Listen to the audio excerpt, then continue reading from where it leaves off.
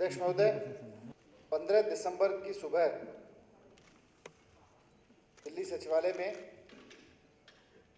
दिल्ली के मुख्यमंत्री कार्यालय में सीबीआई का छापा डाला गया और वहां पर मुख्यमंत्री के कार्यालय में जो फाइलें रखी जाती हैं, जिस कमरे में मुख्यमंत्री के आवागमन का रजिस्टर, मुख्यमंत्री के आसपास के यहाँ जितनी फाइलें आती जाती हैं, उनका 14 तारीख को माननीय मुख्यमंत्री ने जिन फाइलों पे साइन किया होगा, उससे पहले जिनको साइन किया होगा, वो फाइलें 15 तारीख को, 16 तारीख को और आगे आने वाले समय में जो फाइलें साइन की जानी थी उस दफ्तर में माननीय मुख्यमंत्री द्वारा, उन तमाम फाइलों को जिस कमरे में रखा जाता है, उस कमरे में मुख्यमंत्री दफ्तर के सीबीआई द्वारा छापा डाला गया। और बाद में जब मुद्दा उठा तो कहा गया कि छापा मुख्यमंत्री के दफ्तर पे नहीं डाला गया, ये छापा मुख्यमंत्री के प्रधान सचिव के कार्यालय में डाला गया है। अध्यक्ष महोदय, ये सदन पूर्ण बहुमत की एक सरकार को यहाँ से भेजे हुए है। दिल्ली की जनता ने बहुत भरोसा करके एक ईमानदार सरकार को यहाँ भेजा है और उसके द्वारा बहुमत हासिल की हुई सरकार दिल्ली सचिवालय में बैठ के दिल्ली के लिए, लोगों के लिए योजनाएं बना रही है, काम कर रही है, दिन रात करके ईमानदारी से काम कर रही है। ऐसा कहा गया कि छापा मुख्यमंत्री कार्यालय के प्रधान सचिव, मुख्यमंत्री कार्यालय में तैनात प्रधान सचिव के दफ्तर में डाला गया है। मैं इस सदन के समक्ष बहुत जिम्मेदारी के साथ कहना चाहता हूं कि दिल्ली सचिवालय में मुख्यमंत्री कार्यालय के प्रधान सचिव जैसा कोई दफ्तर नहीं है। वहाँ मंत्रियों के दफ्तर हैं, वहाँ अलग अलग विभागों के सचिवों के दफ्तर हैं। जहाँ मंत्री या मुख्यमंत्री के दफ्तर हैं, वहीं उनके स्टाफ के रूम्स हैं और वो मुख्यमंत्री के कार्यालय के रूप में आते हैं। जहाँ मंत्रियों के दफ्तर हैं, वहाँ मंत्रियों के कमरे, मंत्रियों के आसपास के स्टाफ के कमरे, कहीं मंत्रियों के टाइपिस्ट बैठते हैं, कहीं उनके स्टेनो बैठते हैं, कहीं उनके सेक्रेटरी बैठते हैं, पर वो कुल मिला के मंत्रियों का कार्यालय, उस पर छापा डाला गया। वहाँ उस दिन ये भी कहा गया कि ये छापा मुख्यमंत्री के प्रधान सचिव राजेंद्र कुमार जी द्वारा कथित भ्रष्टाचार के आरोपों की जांच में डाला जा रहा है। हमें आश्चर्य हुआ कि उस दिन इस सरकार को भी काम करते हुए, और वो भी कहा गया कि 2006 के आसपास के घोटाले का मसला है। हमें आश्चर्य हुआ कि 2006 में हुए किसी तथाकथित घोटाले की फाइलें वर्तमान मुख्यमंत्री, जिनको अभी 10 महीने काम करते हुए हो गए, उनके कार्यालय में ढूंढी जा रही थी। हम लोग समझने की कोशिश कर रहे थे कि ये फाइलें, मान लीजिए अगर कहीं घोटाला हुआ भी था तो जैसा कि कहा गया वैट के दफ्तर से संबंधित था या शिक्षा विभाग से संबंधित था या कुछ और विभागों से संबंधित था, उन विभागों के रिकॉर्ड रूम में 2006 की फाइलें ढूंढी जानी चाहिए थी। मुख्यमंत्री के कार्यालय में तो कोई भी फाइल आती है तो 2 दिन 4 दिन, ज़्यादा से ज़्यादा अगर किसी पे ज़्यादा स्टडी करनी हो तो 5-6 दिन रुकती है, 10 दिन रुकती होगी। इससे ज़्यादा तो शायद ही कोई फाइल कभी रुकती होगी। और यही नहीं, देश के शायद किसी भी मुख्यमंत्री के कार्यालय में फाइलों के आने जाने का क्रम इसी तरह से रहता है। करंट फाइल्स आती हैं, मुख्यमंत्री उनको हाँ ना जो भी अपना डिसीजन लेते हैं, उसके बाद वो वहाँ से चली जाती हैं, आगे जाती हैं, नीचे डिपार्टमेंट में जाती हैं। मुख्यमंत्री कार्यालय में तो पुरानी फाइलों का मतलब ही नहीं होता। फिर मुख्यमंत्री कार्यालय में छापा क्यों डाला गया?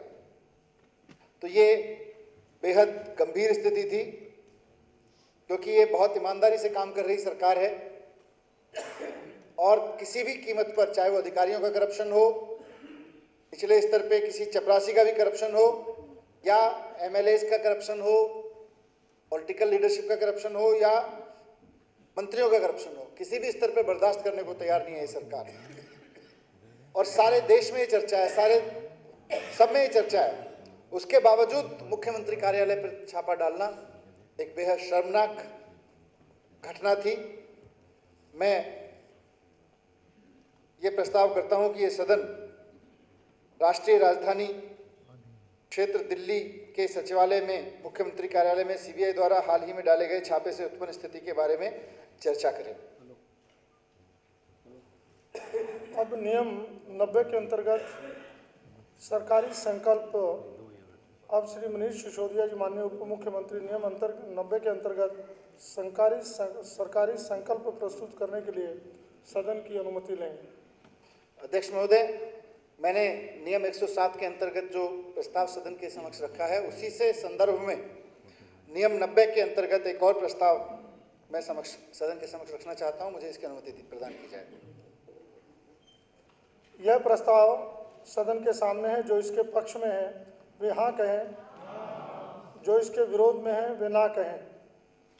हाँ पक्ष जीता, हाँ पक्ष जीता। प्रस्ताव पास हुआ। अब माननीय उप मुख्यमंत्री संकल्प प्रस्तुत करेंगे। अध्यक्ष महोदय, जिस सीबीआई छापे की मैं बात कर रहा था, उस सीबीआई छापे के बारे में जब हमें पता चला और उसके बाद हमने उसको समझना शुरू किया, और मैं अभी कह रहा था कि मुख्यमंत्री के कार्यालय में तो आने जाती फाइलें 10-15 दिन की होती हैं, 5-10 दिन की होती हैं, तो हमने ये सोचा कि कौन सी फाइलें थी। तब हमें समझ में आया, और तब तक हमें अंदर जो कर्मचारी थे मुख्यमंत्री कार्यालय के, वहाँ से भी सूचना मिली कि विशेष रूप से मुख्यमंत्री कार्यालय में रखी गई डीडीसीए की फाइल, जो दिल्ली डिस्ट्रिक्ट क्रिकेट एसोसिएशन है डीडीसीए, उसकी फाइलें तलाश की जा रही थी। उसकी फाइलों को छाना गया। उन फाइलों में क्या था, मैं इस सदन के सामने थोड़ी सी बात रखना चाहता हूं। और वो फाइलें क्योंकि क्रिकेट से जुड़ी हुई थी, क्रिकेट इस देश के लिए कितना महत्वपूर्ण विषय है कि पूरे हिंदुस्तान के लोग अलग अलग क्षेत्र में, धर्म में, जाति में बटे हुए होते हैं, और कई बार आपस में एक दूसरे से इन मुद्दों पर लड़ भी रहे होते हैं, लेकिन उसके बावजूद पूरा हिंदुस्तान जिन मुद्दों पर एक सुर में एक होता है, उनमें से एक क्रिकेट है। कश्मीर से लेकर कन्याकुमारी तक पूरा हिंदुस्तान क्रिकेट से इतना ज़्यादा प्यार करता है कि तमाम तरह के मतभेद बुला के लोग क्रिकेट टीम जब भारत की खेलती है, भारत खेलता है, तो उसके संदर्भ में आते हैं। क्रिकेट इस हिंदुस्तान के दिलो दिमाग में बसा हुआ। मैं आपके सामने ला रहा हूँ जी, 107वीं ला रहा हूँ उसको जी। तो अध्यक्ष महोदय, दिल्ली में भी मैंने, क्योंकि देश में क्रिकेट का जो क्रिकेट को लेकर दीवानगी है हिंदुस्तान के आम जनमानस में, उसके लिए आपके समक्ष रखी कुछ चीज़ें। दिल्ली में भी स्थिति यही है, और दिल्ली में जब एक युवा क्रिकेट खेलना चाहता है तो उसे भ्रष्टाचार का सामना करना पड़ता है। दिल्ली से जुड़े हुए, देश से जुड़े हुए बहुत सारे क्रिकेटर्स ने, जिन्होंने देश के लिए खेला, देश के लिए सम्मान अर्जित किया, कप लेके आए जीत के, ऐसे ऐसे क्रिकेटर्स ने आके दिल्ली सरकार से शिकायतें की, माननीय मुख्यमंत्री जी से मिलकर शिकायतें की कि साहब आप दिल्ली के मुख्यमंत्री हैं, स्पोर्ट्स का विषय संविधान द्वारा ट्रांसफर्ड सब्जेक्ट में दिल्ली विधानसभा के अंतर्गत चुनी गई सरकार में आता है, सरकार के अधीन आता है। स्पोर्ट्स के विषय में आपको तुरंत कुछ करना चाहिए। और स्पोर्ट्स में, क्रिकेट में, जो क्रिकेट की एक तरह से कंट्रोलिंग संस्था है दिल्ली में डीडीसीए, उसमें बहुत बड़े घपले हैं। उसमें घपलों को रोकने के लिए आपको कुछ करना चाहिए, आपको जांच करानी चाहिए इनके घपलों की। कई तथ्य देखे गए। डीडीसीए के जुड़े हुए कुछ कर्मचारी आदरणीय मुख्यमंत्री के पास में आके कुछ ऐसे तथ्य रखे गए वहां पे, जिनसे समझ में आता था कि बेहद घपला वहां पे हो रहा है। यहां तक कि भारत सरकार से भी हमारे स्पोर्ट्स डिपार्टमेंट को, हमारी सरकार को एक चिट्ठी मिली कि स्पोर्ट्स डिपार्टमेंट में, डीडीसीए में जो घपले हैं उनकी जांच कराई जाए। इन सब तथ्यों को देखते हुए हमने एक डिपार्टमेंट में इंटरनल कमेटी बनाई, और इंटरनल मतलब आपके संज्ञान में मैं इसलिए ला रहा हूं कि डीडीसीए किस तरह से रूल्स को वायलेट कर रहा है। यहां तक कि पिछले एक मैच में 2 अक्टूबर के दिन डीडीसीए के ग्राउंड पे शराब बेची गई खोल के, उस तक की जांच हुई थी, उस तक की जांच दिल्ली सरकार ने कराई थी। बहुत सारी शिकायतें थी, मैं आपके संदर्भ में ला रहा था। तो हमने एक इंटरनल कमेटी का गठन किया। इंटरनल कमेटी दिल्ली सरकार के 3 लोगों को मिला के बनाई गई, जिसके अध्यक्ष, जिसको कोऑर्डिनेट कर रहे थे चेतन सांगी जी, दिल्ली सरकार के एक वरिष्ठ अधिकारी। उनकी कमेटी ने बीसीसीआई से बात करके, तमाम तथ्यों को स्टडी करके, लोगों से बात करके, अलग अलग स्टेक होल्डर्स से बात करके एक रिपोर्ट सरकार के सामने रखी।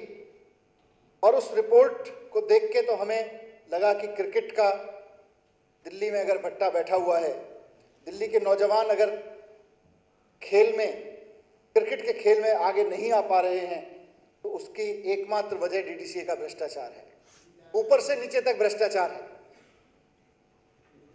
तो अध्यक्ष महोदय, इस भ्रष्टाचार को संज्ञान में लेते हुए माननीय अदालत ने भी इस बार जो दिल्ली में क्रिकेट का मैच हुआ वो सीधे डीडीसीए को नहीं दिया। माननीय अदालत ने भी इस बात को संज्ञान में लिया कि डीडीसीए में क्रिकेट का भट्टा बिठाने की पूरी तैयारी है और डीडीसीए में योग्यता ही नहीं है। इतना खोखला हो चुका है डीडीसीए अपने भ्रष्टाचार के कारण कि डीडीसीए दिल्ली में टेस्ट मैच तक नहीं करा सकता। इसीलिए एक अवकाश प्राप्त माननीय न्यायाधीश के नेतृत्व में दिल्ली में मैच कराया गया।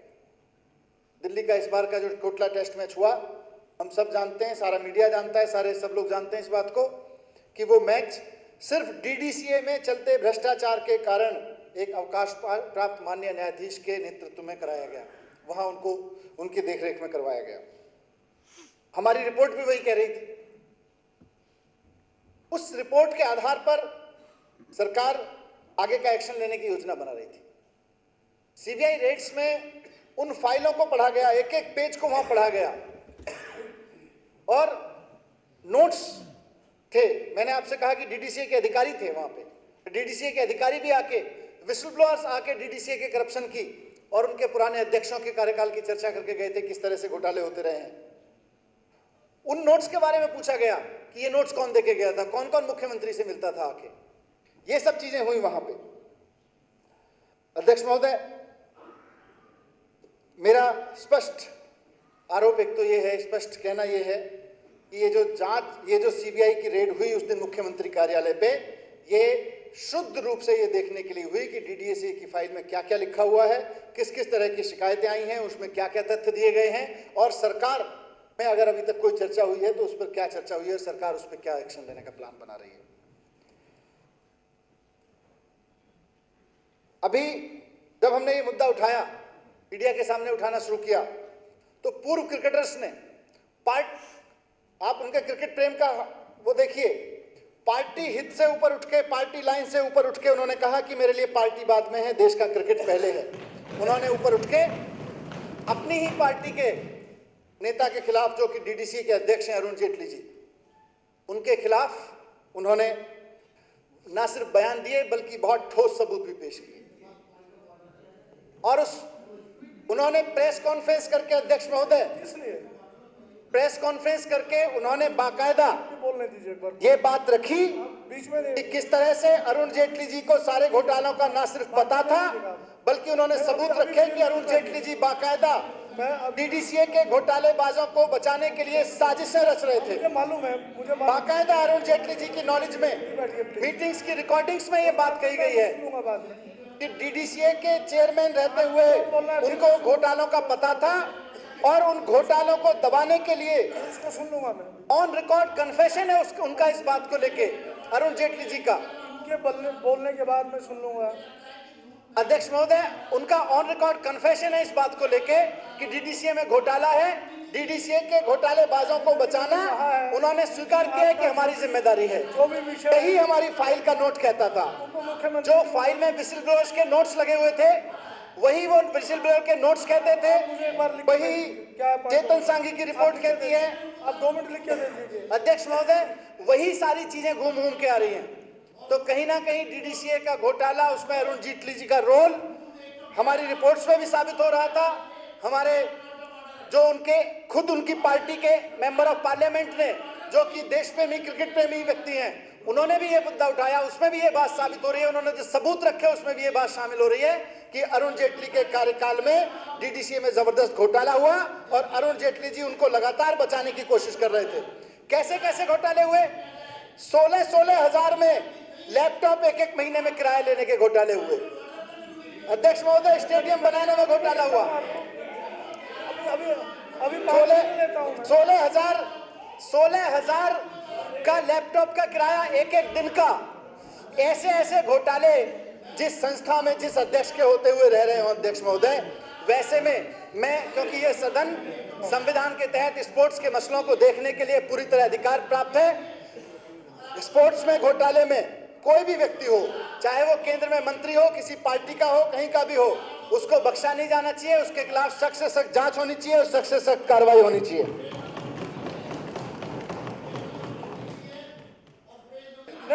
अध्यक्ष महोदय, मैं नियम 90 के अंतर्गत प्रस्ताव करता हूं कि डीडीसीए की कार्यप्रणाली में अनियमितताओं के गंभीर आरोपों से चिंतित यह सदन संकल्प करता है कि इन आरोपों की जांच हेतु जांच आयोग अधिनियम 1952 की धारा 3 के अनुसरण में राष्ट्रीय राजधानी क्षेत्र दिल्ली सरकार द्वारा एक जांच आयोग का गठन किया जाए और यह सदन यह भी संकल्प प्रस्तुत करे कि सरकार जैसा उचित समझे इस आयोग के लिए समुचित कार्य क्षेत्र निर्धारित करे। मैं सदन के समक्ष यही कहना चाहता था कि दिल्ली सरकार के अधिकारियों द्वारा तैयार रिपोर्ट, कीर्ति आजाद जी द्वारा लगाए गए तमाम आरोप और पेश किए गए तमाम सबूत और अलग अलग विजिल ब्लोअर्स द्वारा माननीय मुख्यमंत्री के समक्ष लाए गए तमाम तथ्य, उनको मिली तमाम शिकायतें, पूर्व क्रिकेटर्स द्वारा मिली शिकायतें, वो सब एक ही कहानी कह रही हैं कि दिल्ली में क्रिकेट का बंटाधार करने के लिए उन सब में यही आरोप है कि अरुण जेटली की तरफ उंगली उठ रही है। अध्यक्ष महोदय, मैं फिर से नियम 90 के अंतर्गत प्रस्ताव करता हूं कि डीडीसीए की कार्यप्रणाली में अनियमितताओं के गंभीर आरोपों से चिंतित यह सदन संकल्प करता है कि इन आरोपों की जांच हेतु जांच आयोग अधिनियम 1952 की धारा 3 के अनुसरण में राष्ट्रीय राजधानी क्षेत्र दिल्ली सरकार द्वारा एक जांच आयोग गठित किया जाए और यह सदन यह भी संकल्प करता है कि सरकार जैसा उचित समझे इस आयोग के समुचित कार्य क्षेत्र निर्धारित करे, इस आयोग के लिए समुचित कार्य क्षेत्र निर्धारित करे। यहाँ पर मैं ये भी सदन के समक्ष ऑन रिकॉर्ड कहना चाहता हूँ कि कुछ अखबारों में, कुछ मीडिया संस्थानों में कुछ लोग ये अफवाह फैलाने की कोशिश कर रहे हैं कि ये सरकार की पावर नहीं है इंक्वायरी कमीशन गठित करना। स्पोर्ट्स दिल्ली सरकार के अंतर्गत आता विषय है। स्पोर्ट्स में होने वाले किसी भी घोटाले पर 1952 के जांच आयोग अधिनियम के तहत राज्य सरकार के पास में पूरा अधिकार है कि स्पोर्ट्स से संबंधित किसी भी घोटाले की जांच वो जैसे चाहे वैसे उसके लिए कराने के लिए जांच आयोग का गठन कर सकती है। एक और चीज मैं अध्यक्ष महोदय सदन के समक्ष कहना चाहता हूं कि जिस तरह से फाइलें देखने के नाम पर, एक तथाकथित घोटाले के संदर्भ में छापा मारने के नाम पर एक अधिकारी को निशाना बनाते हुए असली निशाना मुख्यमंत्री के दफ्तर को बनाया गया और माननीय मुख्यमंत्री जी को बनाया गया। इस संदर्भ में एक कड़ी और इस सदन के रिकॉर्ड में रहनी चाहिए कि जब हमारे अधिकारियों ने ये रिपोर्ट तैयार की कि डीडीसीए में बहुत घोटाला है और वहाँ किस किस तरह के लोग शामिल हैं, उन रिपोर्ट्स में जब ये खुल के सामने आया कि अरुण जेटली जी की ओर उंगली उठ रही थी, तो उस वक्त बार बार नाम लिया जाएगा जी, अरुण जेटली जी की तरफ उंगली उठी है तो आपके ऑब्जेक्शन से बचने वाले नहीं है वो।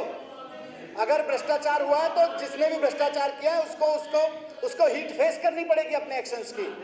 अध्यक्ष महोदय, स्थिति ये थी कि जिस दिन ये रिपोर्ट पेश हुई उसके थोड़े दिन बाद इस रिपोर्ट को पेश करने वाले अधिकारी चेतन सांगी जी, जो कि दिल्ली सरकार के एक अधिकारी हैं, उन्होंने रिपोर्ट तैयार की।